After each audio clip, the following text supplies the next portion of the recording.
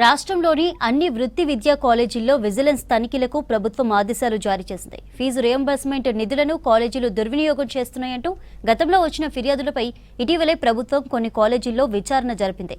సరైన వసతులు లేకపోవడం, ప్రభుత్వ నిబంధనలు పాటించకపోవడం, కంప్యూటర్ ల్యాబ్లు, సైన్స్ ల్యాబ్లు లేకపోవడం, బోగస్ విద్యార్థులు, అర్హత లేని అధ్యాపకులు ఉన్నట్లు విచారణలో తేలిందని ప్రభుత్వం తెలిపింది.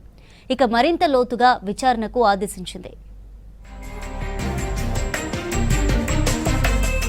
గతంలో రిలీజ్ చేసిన ఫీజు రియంబర్స్మెంట్ నిధులు పక్కదారి పట్టాయనే ఆరోపణలున్నాయి. పేద విద్యార్థులకు అందించాల్సిన నిధులను ప్రైవేటు కాలేజీల యాజమాన్యాలు దుర్వినియోగం చేశాయని ప్రభుత్వానికి సమాచారం ఉంది.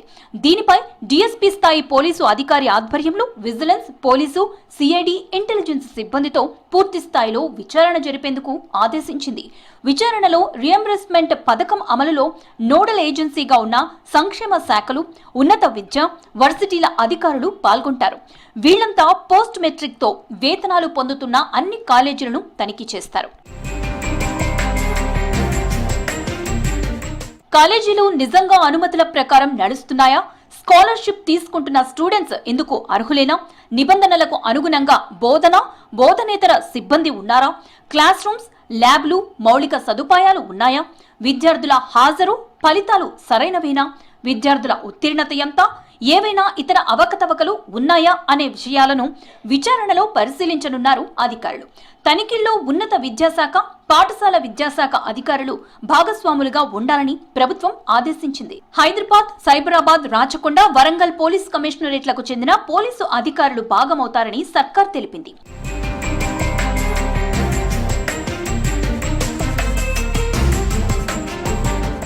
రాష్ట్ర వ్యాప్తంగా ఫీజు రియంబర్స్మెంట్ కు అర్హమైన వృత్తి విద్యా కాలేజీలు 1900 వరకు ఉన్నాయి. ఇందులో డిగ్రీ కళాశాలలు 900, ఎంబీఏ, ఎంసీఏ కళాశాలలు 310, బీఈడీ కాలేజీలు 215, ఇంజనీరింగ్ 175, ఫార్మసీ 123, పాలిటెక్నిక్ 70, ఐటీఐ, లా, మిగతా కాలేజీలు మరో 100 వరకు ఉన్నాయి.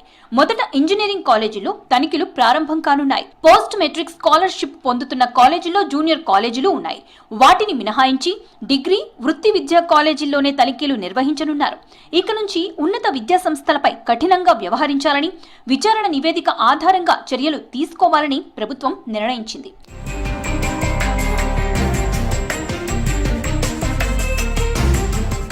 నాలుగేళ్లుగా బకాయి పడ్డ ఫీజు రియంబర్స్మెంట్ నిధులు అడిగినందుకే ప్రభుత్వం కక్ష సాధింపు చర్యలకు పాల్పడుతోందని ప్రైవేటు కాలేజీల యాజమాన్యాల సంఘాల సమాఖ్య ఆరోపించింది.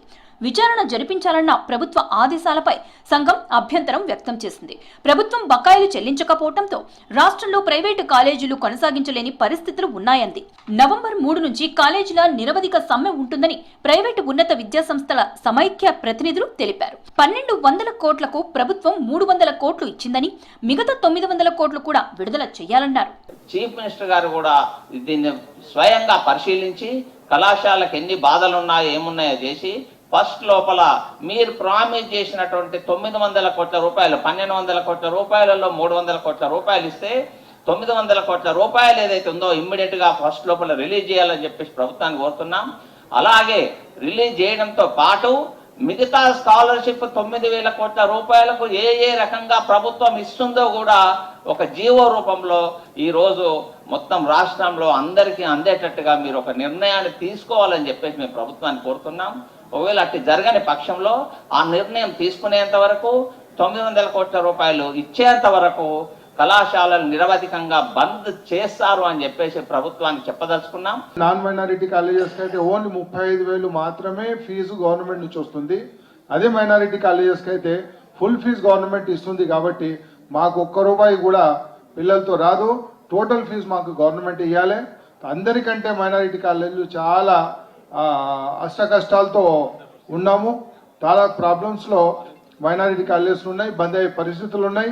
మరో బీహార్, మరో గుజరాత్, మరో అస్సాం లాగా విద్యార్థి ఉద్యమంగా ప్రజల ద్వారా, పేరెంట్స్ ద్వారా ఈ యొక్క ఉద్యమాన్ని రూపుదాల్చేటువంటి పరిస్థితి ఉన్నది.